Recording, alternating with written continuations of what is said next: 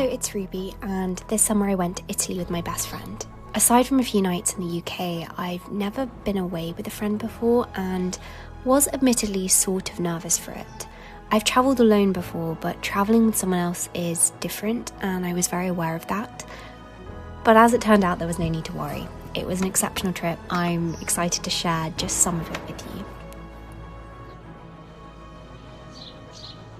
So our trip started in Florence. I flew into Pisa and then got the train to Florence where we were staying. Just got to the hotel. Oh my gosh, it's so hot. And this city is magnificent. The whole place, every street, artery, piece of brickwork is art, and there is something new to see in every direction you look. We just ambled across. David, we're still not 100% sure it's here. The only problem, admittedly, was the heat.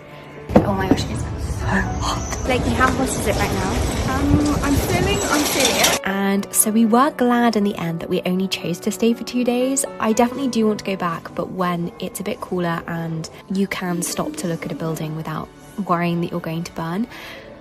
We went to some great spots, but I especially loved the public library, which had a rooftop cafe and this wonderful view out over the Duomo. And we also loved the Museum of the Innocents. This opened in the 14th century and is actually the oldest public institution in Italy. It was a foundling hospital where struggling parents could leave their children anonymously, and it's a really sad and touching museum to look around, but one which I'd really highly recommend. It's actually also where UNICEF's research centre is, and they continue to do work to help disadvantaged children here. Hello, it's Ruby, and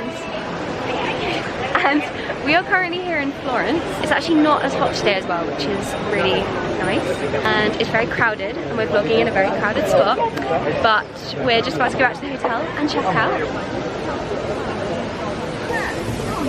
We thought it was a real... We found David. We were very excited. We took pictures with David. We were like, we found David. We've got eyes on David. Turns out this is not David. This is replica David. And he used to be here. David used to be here. And then the elements did not like him out here, and so he started to become damaged. They had to move him inside. But imagine getting to a point of fame where you've not only got a statue of you, but you've got a fake statue of you where your old statue used to be. And we haven't actually gone to see the real David. Should I even admit that? We had to make a choice between the Uffizi and the Galleria Accademia, and we decided on Uffizi just because it's a very good fate. We also loved all of the statues in this piazza, especially the Medusa one. Just before we do leave Florence, I thought I'd read you a rather fitting quote from Ian Forster's A Room with a View, which is of course famously set in Florence. If you're looking for a Florence novel when visiting, then this is the one to read. And it just seems very fitting because we were only here for 2 days, of course. We residents sometimes pity you poor tourists not a little, handed about like a parcel of goods from Venice to Florence, from Florence to Rome, living herded together in pensions or hotels, quite unconscious of anything that is outside Baedeker. Their one anxiety to get done and through and go somewhere else. The result is they mix up towns, rivers, palaces in one inextricable whirl.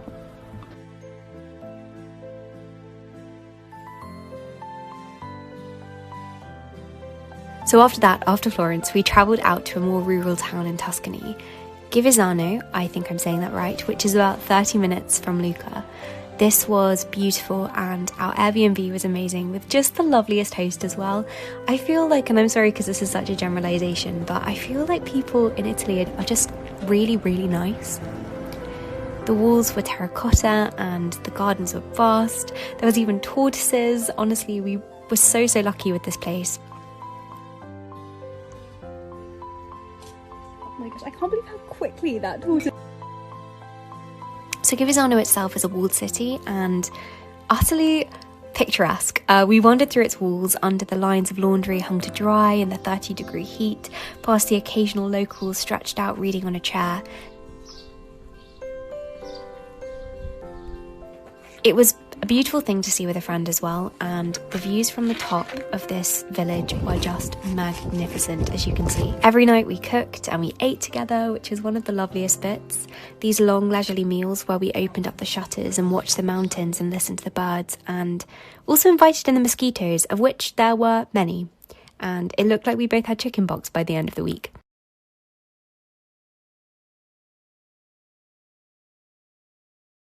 We also wanted to explore the areas around us, of course, and Lucca was very high on our list. What are these? There are so many. They're kind of scary. Another walled city, this might have been my favourite place that we visited actually. There were tiled rooftops and bookstores and narrow stone walkways between closely packed buildings.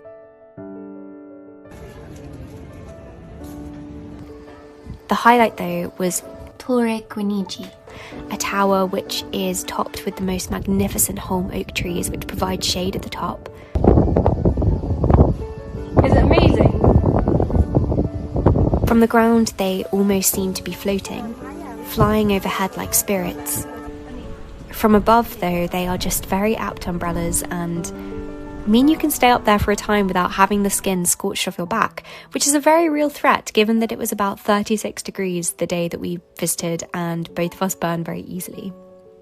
And of course, to end the day, we got pistachio gelato, which was amazing and vegan. Now we're on to the next day, and I will say that I didn't vlog every day that we were here because my priority was of course spending time with Blakeney and really making the most of that time together.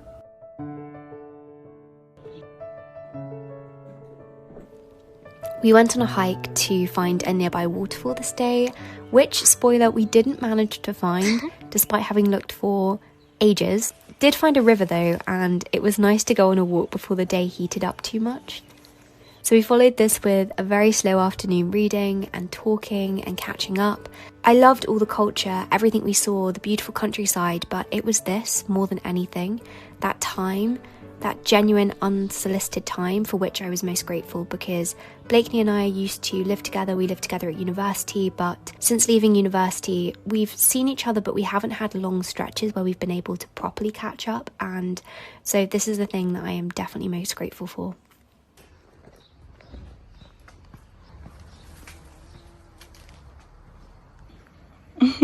So introduce it, shall I give a talk? This is our wonderful lunch spread. We've got some figs, which are looking a little bit sorry for themselves, to be honest. Ho-hum, pistachio butter, we've also got peanut butter, banana fruit. This hummus is amazing as well. It is, and some slightly burnt focaccia bread. Slightly burnt. We're going to enjoy this outside in the blistering heat / shade.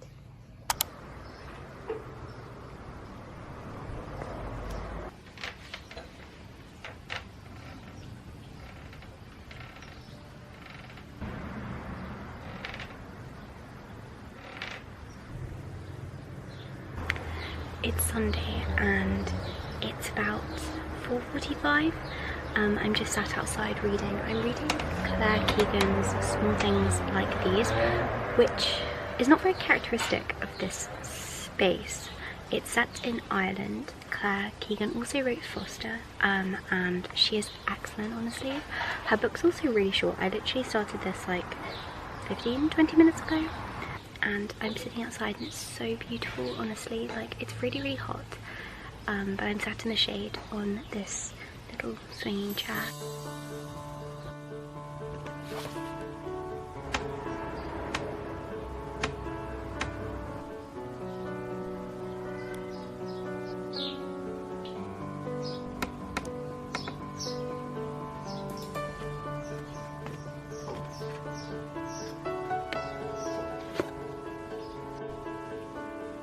I've read half of Small Things Like These, but I am now reading another short story from Enigma Variations. I was fancying something different. I do like to flick between books quite a bit. I think I probably will go inside in about like 5-10 minutes because I'm overheating a little bit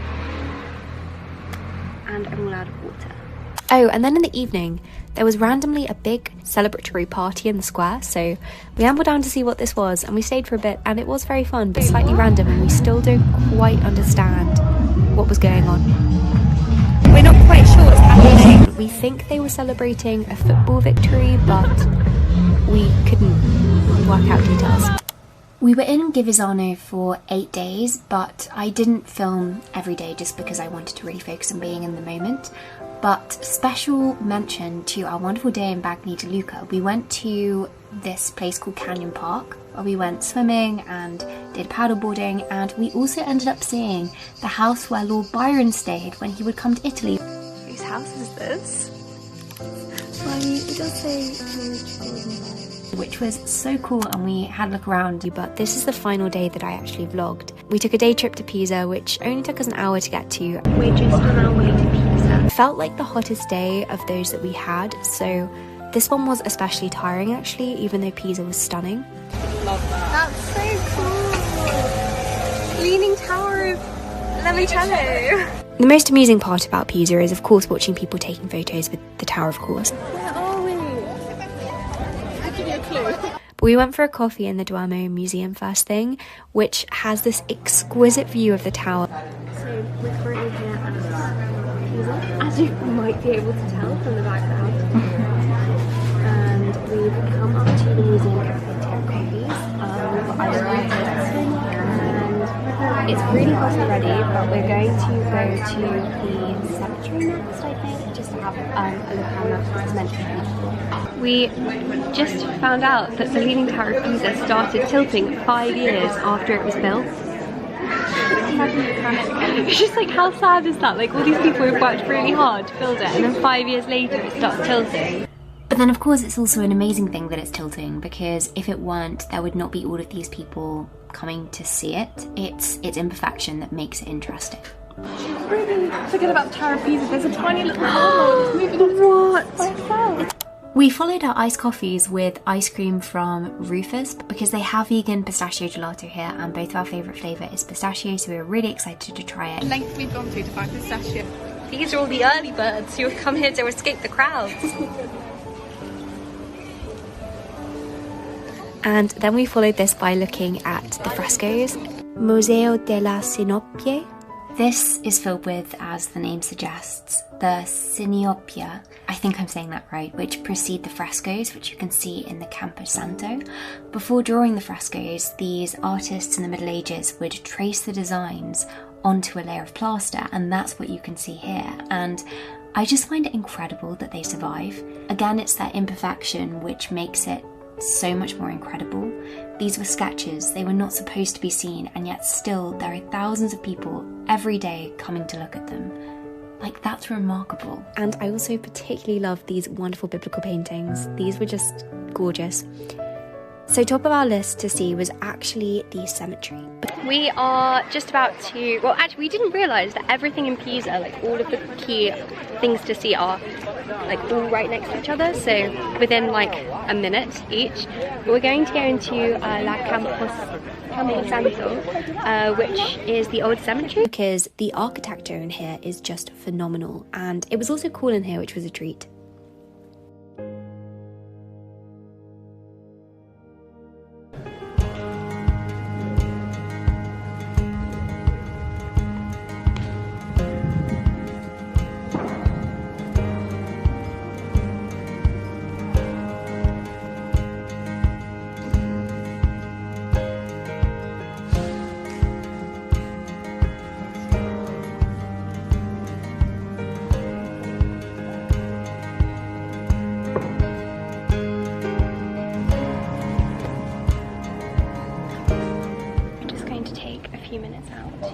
Some postcards, ones that we got in Florence. So we've got this one, that beautiful one, it's so pretty.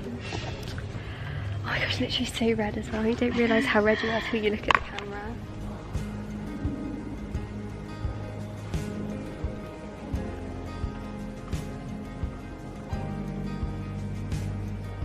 The final thing we went to was the Museo of the Duomo, which walks through how the cathedral and tower were built.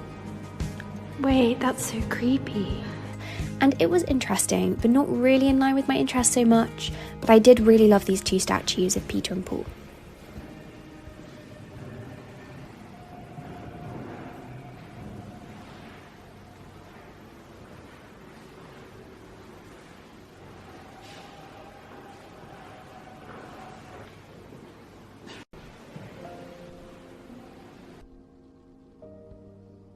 Pisa was beautiful, but we were pleased to head back. Again, mostly because of the heat.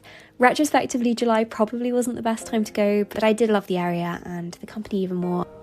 I just can't quite express how incredibly grateful I am to have been able to take this trip. not just to Pisa, but to Italy, and more specifically, I'm grateful for the fact that I was able to take this with Blakeney and to spend that time with her when we haven't been able to spend time together for about a year. So the fact that we were able to carve out this time and do this together is something that I feel so lucky to have been able to do. But I hope you're having a lovely day wherever you are. This is your sign to send a message to somebody that you care about. Just see how they're doing, ask if they're okay, and yes, I hope that you have more than just a productive week.